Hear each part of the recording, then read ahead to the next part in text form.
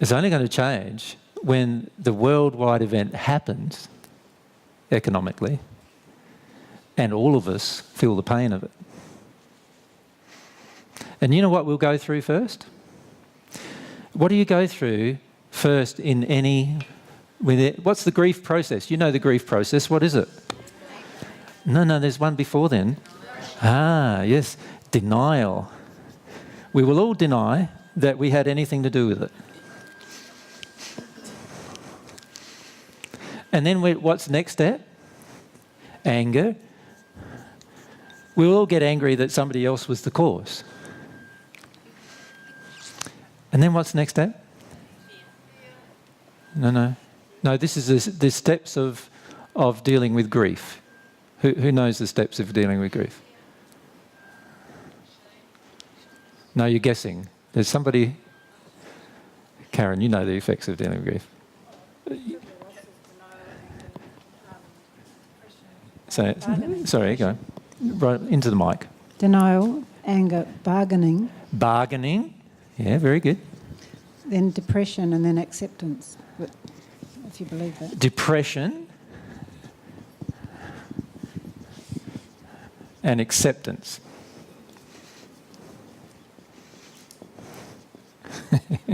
We've got a long way to go, have we not? Because where are we when it comes to the financial position? We're in denial. Right? So we go through denial. No, it's not happening. Not happening, not happening. And then all of a sudden, our own bank account is not even accessible. I can't say it's not happened anymore. Right? Then I go into anger. How dare the bank do that to me? How come they collapse? What's wrong with them? You know, that's the stage where we're basically blaming everybody around us, right? And then what do? We try to bargain with the whole process. Well, maybe I can get some of the money back. Maybe I could do this or maybe I could do that. And we can try to arrange something so that something works out in the long run. And we try to, do all of this stuff. And then all of a sudden we realise we get to the point where that's all useless. And what do most of us feel when it's all useless?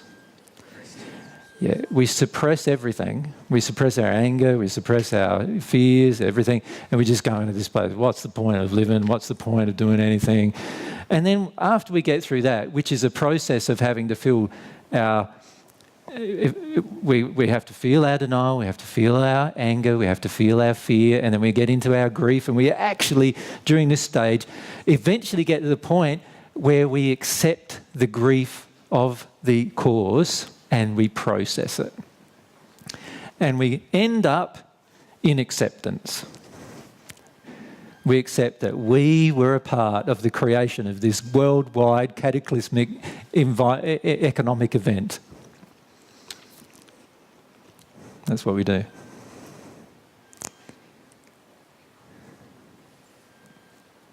So we've got a long way to go on that one, haven't we?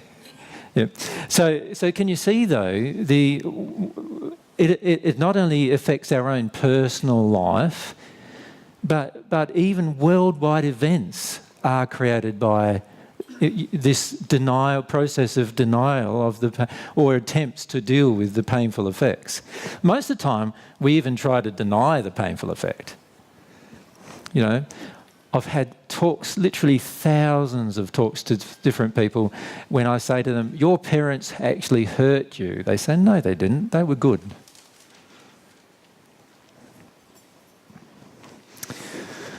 Yeah. That's why you just had that event happen that's related to your parents, because they were good. Now, they might have thought they were good, and you might think they're good too, but the reality is they caused some very painful emotions inside of you that start causing these effects. And we need to allow ourselves to face the truth of it.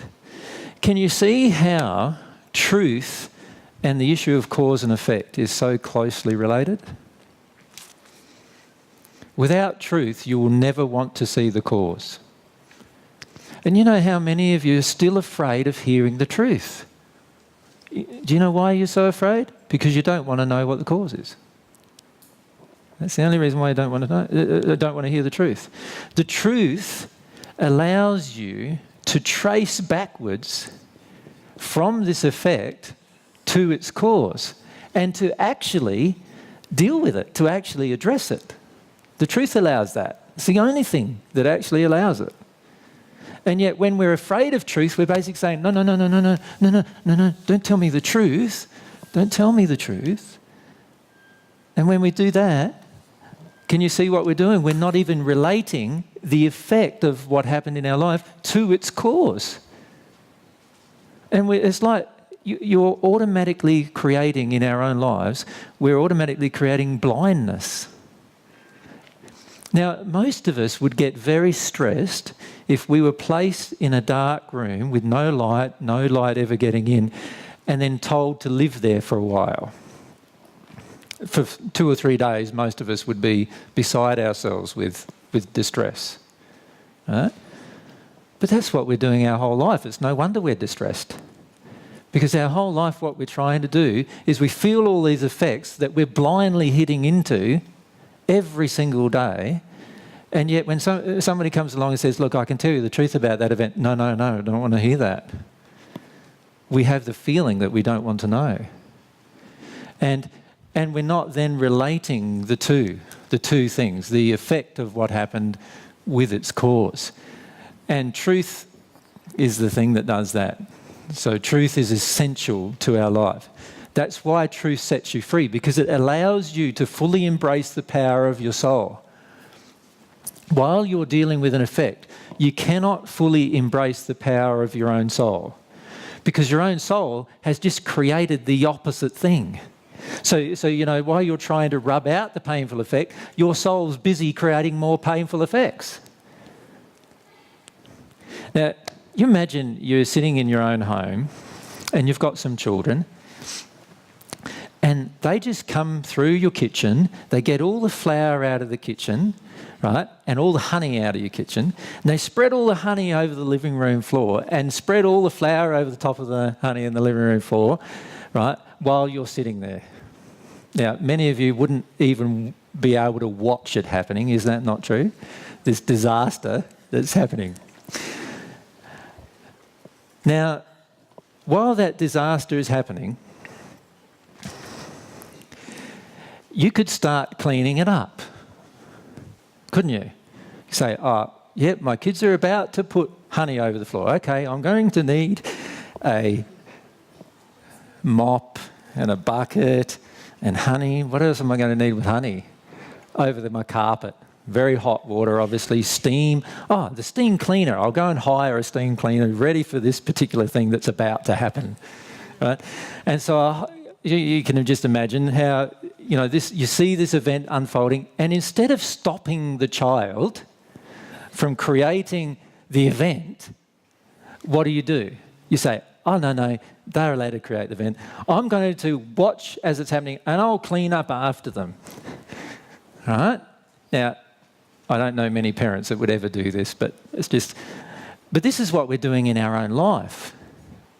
We're creating train wrecks in our own life, and then we're just mopping up afterwards as we go along without addressing the reason why the train wreck's happening.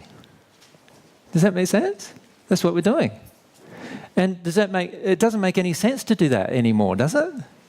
But we keep doing it, So we're going along mopping up after our own soul, which is appropriate because it's our own soul that created it. But we're mopping up after our own soul, and also many times expecting other people to mop up after our own soul, don't we? We get angry when they don't. And so we're mopping up after our own soul.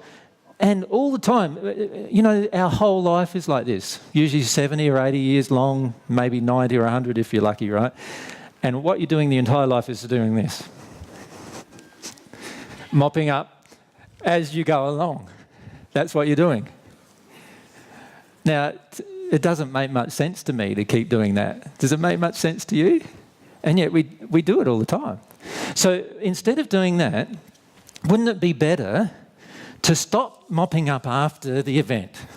So we stop mopping up after the event. What we want to do instead, so instead of trying to rub out the event, what we want to do is the event caused a painful feeling or a painful thing to happen to us, pain effect. And what we need to do is feel it, feel it, feel it. Hey, everybody, hey. Won't you feel that there's something? We need to feel it. Right? If you feel it, you will get to the cause. And if you get to the cause, there's a much higher likelihood of this event never happening.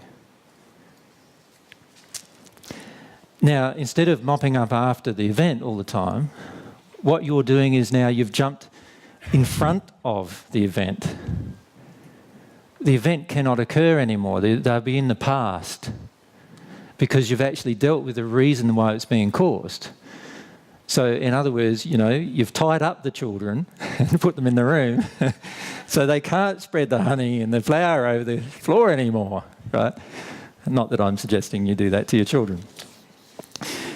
But that's what we need to do with ourselves. We need to stop ourselves creating the same things or even worse things over and over again without addressing why we do it. Can you see that?